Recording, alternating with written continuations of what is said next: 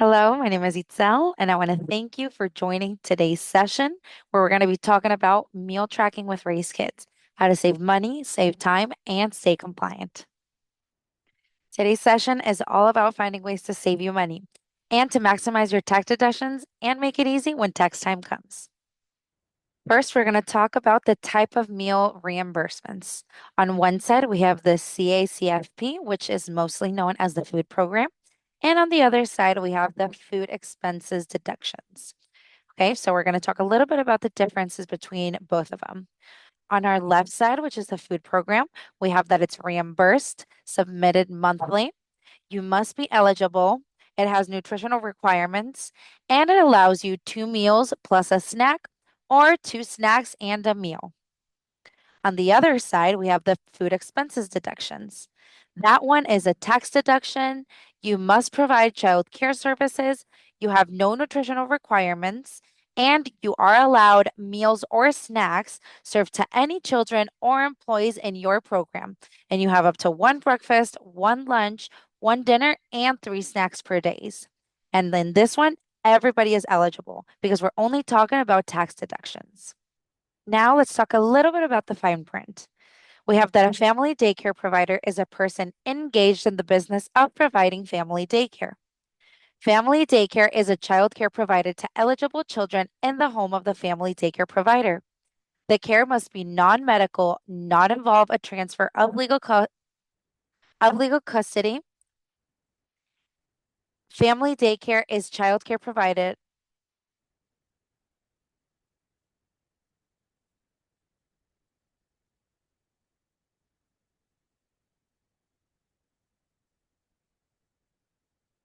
Now let's talk a little bit about the fine print.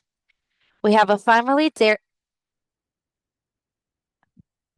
Now we're going to talk a little bit about the fine print. Now we're going to talk a little bit about the fine print when it comes to deductions and our taxes. We have that a family daycare provider is a person engaged in the business of providing family daycare. Family daycare is a child care provider to eligible children in the home of the family daycare provider. The care must be non-medical, not involve a transfer of legal custody, and generally last less than 24 hours each day. And the eligible children are minor children receiving family daycare in the home of the family daycare provider. Eligible children do not include children who are full-time or part-time residents in the home where the child care provider where the child care is provided or children whose parents or guardians are residents of the same home. Eligible children do not include children who receive daycare services for personal reasons of the provider. For example, if a provider provides daycare services for a relative as a favor to that relative, that child is not eligible. Am I okay? I don't know what the fuck is-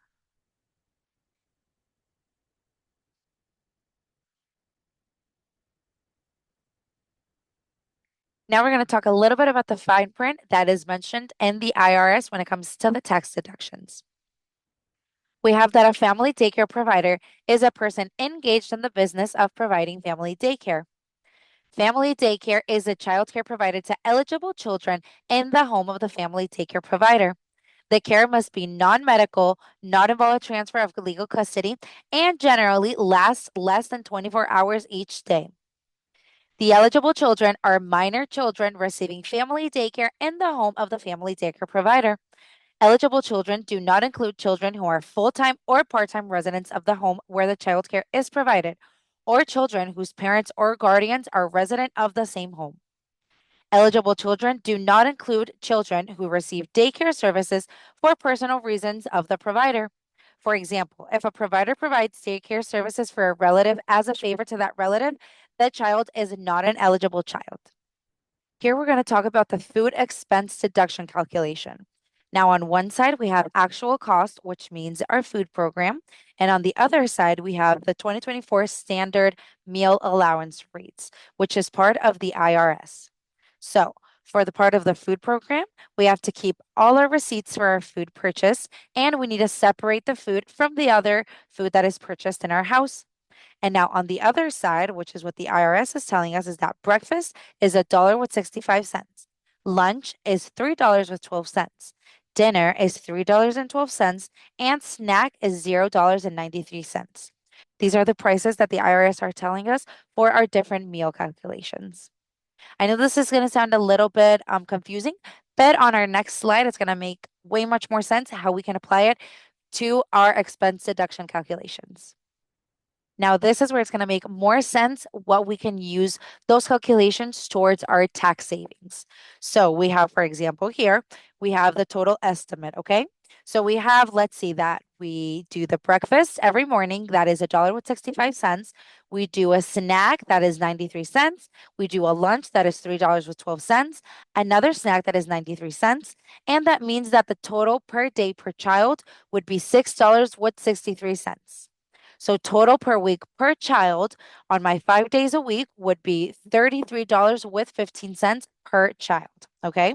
So my total per week when I have 6 children in my program would be $199. And my total per year would be $10,343.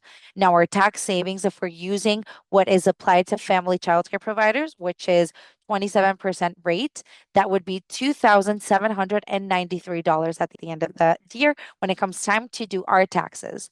Now, let's say if you are part of what we've been talking about the program for the food program, but you do more than a snack since you only have 2 meals and a snack or 2 snacks and a meal that are applied to your food program, we can do like an extra snack if that's what we're doing.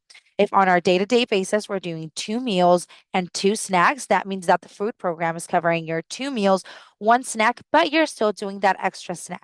So if we focus on this column on this side, we can see our calculations for the extra snack that we would be doing in our program. So let's say we know that the snack is 93 cents, and we know that total per week per child, which is 5 days a week, is $4 with 65 cents. Now, when we say that we have the 6 children, we have $28 that we spend per week, and my total per year would be $1,450. Now, my tax savings applying again that 27% rate for childcare providers would be $392. Not bad when we're just doing that extra snack that we can incorporate in our food program and that we can still take advantage of this awesome tax deduction savings that we can apply to our program every year. So on this slide, we can see a little bit more about the actual cost versus standard rate model. So here we're going to see a little bit about the requirements that we need to have on either or both so that we can apply for them. So if we're talking about the actual cost, we have that we need to keep the receipts, we need to have the calculation of personal versus business, and we need to have menus. So on the standard rate, we don't have to keep receipts. We don't need to do the calculation of personal versus business, and we do not have to keep menus. But on both of them, we have to keep our attendance records and we have to keep our meal counts. Now let's talk a little bit about how Raise Kits can make this easier for you. You can track meal counts for all the children's right from your phone. You can also provide access to your assistant so they can track these meals in real time. You can record assistance on the app, and parents can check their kids in and out as well. You can generate a report at the end of the year with the totals for your tax deductions. And a bonus is that parents will have visibility on what or how much their kid ate throughout the day. On how to track meals, the first thing we have to do is sign into our app. And when we're on our homepage, we're going to press where it says Add New. You can press right here, or you can also press on Add Event. They are both going to take us to the same screen, so whichever one you prefer. Once you are in the event screen, you're going to press where it says Meals. Now, once we've pressed on meals, we're going to have all these options to choose from. We're going to choose which child we are giving the meal to, and then we're going to press the time that the meal was given. We're going to select the type of meal that was given, and we can select as well what was served and how much the children ate. So once that is done, we press submit, and this is how the parents and us are going to be able to see it on the homepage. So we're going to have it on today's events. You can see right here today's events. We have right here that Ben ate his breakfast and he ate most of his bagels and strawberries. You can also add whatever other comments you'd like, but it's an easy way to keep parents informed and for us to keep those records for when time of taxes come.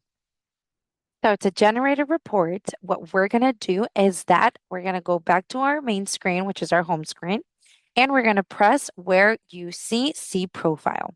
Okay, when we go to see profile, it's going to take us to this page right here where we're going to press filter by, and then we're going to select meals. Once we select meals, we're going to have this little compilement of all the meals that the child has had during his stay in my program.